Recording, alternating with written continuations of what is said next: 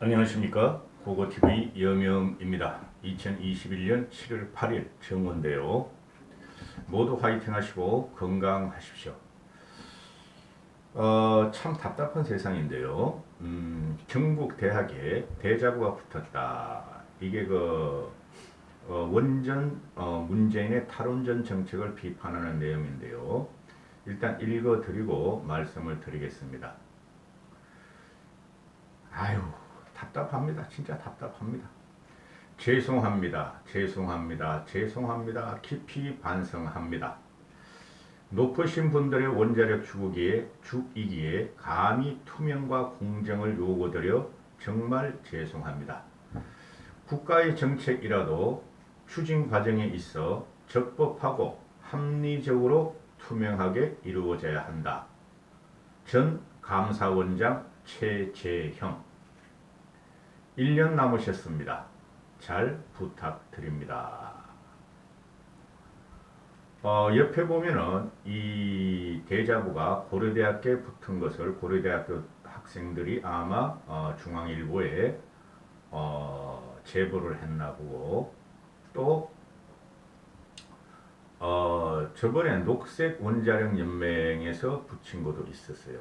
여기 보면은 현 정부의 월성 원전 기획살인 사건 처음부터 답은 정해져 있었다. 처음부터 청와대와 산자부는 월성 원전을 죽이기로 작정하고 원전 평가 보고서를 조작했다. 평가 보고서 조작은 처음부터 정해진 권력형 비리였다. 과연 일개의 공무원 한둘의 의지로 가능하겠는가?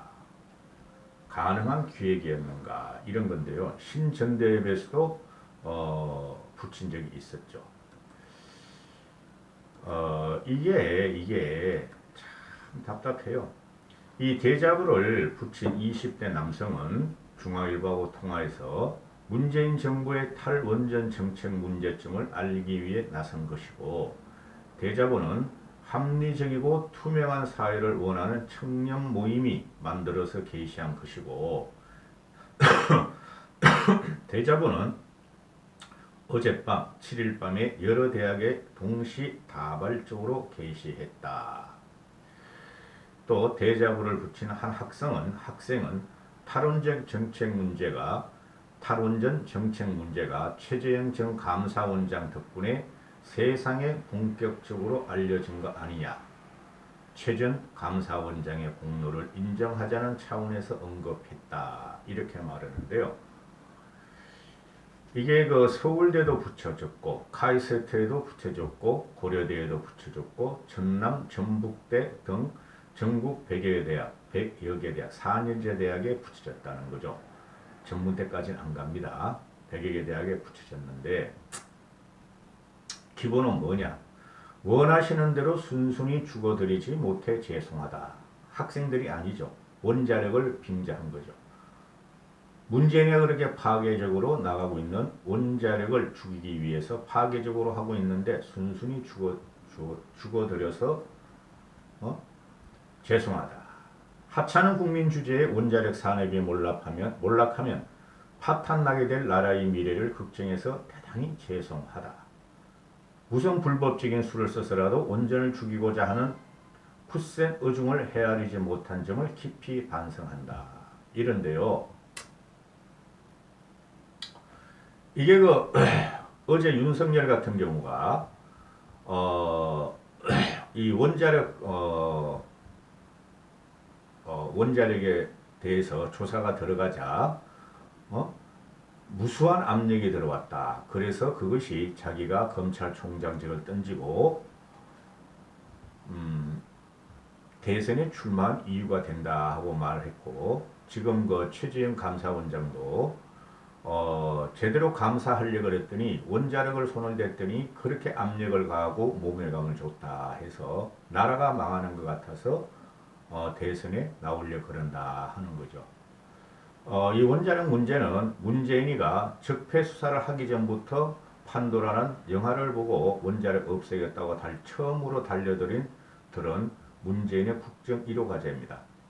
처음부터 이거는 문재인의 그 임기가 끝나면 끝날수록 또 문재인의 임기가 끝난 다음에도 문재인은 원자력 때문에 깜빵에 가야 한다는 것이 대체적으로 지성인들의 생각이죠. 그렇죠. 근데 문제가 뭐냐 하면은 잘 아시다시피 문재인은 원자력을 없애고 뭐 2060 몇 년까지 없앤다 그러죠. 그죠? 그리고 탄소 중립을 갖다가 2060년까지 탄소 제로를 만들겠다 그러죠. 그래가지고 지금 ENG 에너지, ENG 발전소를 건설하고 석탄 발전소를 더 건설하고 있죠. 풍력과 태양력은 우리나라에서 전혀 그것은 쓸모가 없는 것입니다. 이 조그만 땅덩어리에 배보다 배꼽이 큰 투자 자금이 들어가고 전력은 별로 생산되지가 않습니다. 그럼 원자력을 없애는 대신에 석탄과 ENG를 갖다가 지금 건설하고 있는데 ENG는 말이죠. 그 탄소를 엄청나게 발생시키고 석탄 발전소도 마찬가지입니다. 지으려면 수력을 지어야 되는데 수력은 더 이상 지을 수 있는 데가 없어요. 우리나라에서. 그러니까 무도하게 대한민국 산천을 파괴하면서 풍력과 태양력을 갖다가 아무데나 짓고 파괴하고 있죠. 그죠? 그러면은 이런 문제가 하루 이틀도 아니고 당시에 난 이게 어떻게 해서 진행됐는지도 꿈에서 나오는 것 같아요. 아직도. 4차 혁명 산업은 4차 혁명의 핵심은 뭐냐면 전력이에요. 전력. 전기를 많이 생산해서 모든 인프라를 까는 거예요. 쉽게 말해서 길거리에서도 에스컬레이터가 다니고 공중에서도 그죠? 배터리를 장착한 헬리콥터가 다니고 교통수단이 다니고 이렇게 되는 거죠. 그게 모든 것이 전력이 필요한 거예요. 이걸 망쳐버린 거죠. 이 학생들의 어부는 이해를 해요. 이 요새 학생들이 보면은 제가 2년 동안 계속 그 방송하는 내용이 학생들이 SNS로 그 정부를 비판하고 표로서 심판하려고 그러는데 4.7 보선 전까지는 우리 국힘 쪽에 보수 정당이 학생들한테 심판을 당했죠. 김종인과 이준석의 등장으로 학생들이 드디어 힘을 내기 시작했고 목소리를 시작한 게 이제 표로서 나타났고 나타날 것인데요. 학생들이 SNS로 하다가 자꾸 대잡으로 이렇게 나오잖아요. 이 대잡으라는 게 30년 전에 학생 운동 방식이죠. 스마트폰도 없었고 핸드폰도 없을 때. 그죠? 저는 솔직히 말해서 학생들이 어지러웠다면은 이런 원전 문제 하나 갖고 또는 양극화 문제 하나 갖고 또는 일자리 문제 하나 갖고도 거리로 나와야 된다고 생각하는 사람이에요. 그래서 광화문을 비워라 그랬고 민노총 놈들도 8만 명이 8천 명, 1만 명이 나와서 하는데 학생은 왜 못하냐 이거죠. 그리고 요새 학생들이 많이 기가 죽어 있고 정치에 관심이 없고 이런데 학생이 거리로 뛰쳐나올 적에 정책은 바뀌고 국가의 동력은 무너지거나 그죠? 와야 될 수가 있어요. 긍정적인 방향으로 말씀드리는 거예요. 지금 민주당 애들이 뭐 종부세를 갖다가 2%를 뭐 4.4.5입을 한다고 어쩌고저쩌고 지랄 발광을 하잖아요. 2%한테만 하겠다. 재난지원금을 20%한테는 안 주고 그러니까 또 불만이 있죠. 그럼 10%한테만 안 주겠다. 1대 9로 갈라치우는 거죠. 그죠? 종부세 같은 거는 98대 2로 갈라치우고 재난지원금은 1대 9로 갈라치우죠. 그죠? 부자들은 돈만 뺏는 대상이고 세금만 걷는 대상이고 그걸 갖다가 나머지에 갖다가 표를 사겠다는 소리죠. 요새 학생들이 이런 거 모를 리가 없죠.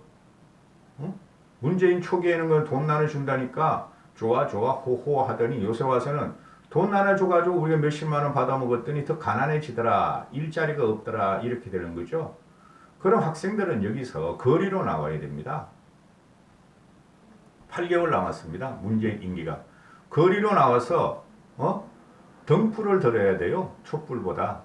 그 똑똑한 학생들이 맨날 먹거리 TV나 보고 말이죠. 게임이나 하고 연예인이나 쫓아다니고 저는 솔직히 불만이에요.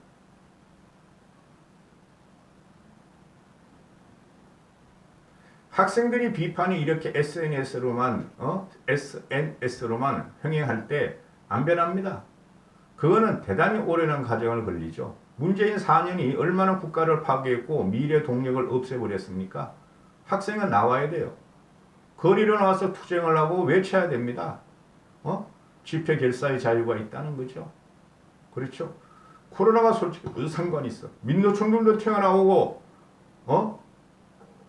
국무총리란 놈이나 대통령이란 놈도 모른 채 하면서 허가를 해주는 마당에 학생들을 잡아 들어가면 학생들은 더 크게 저항해야죠.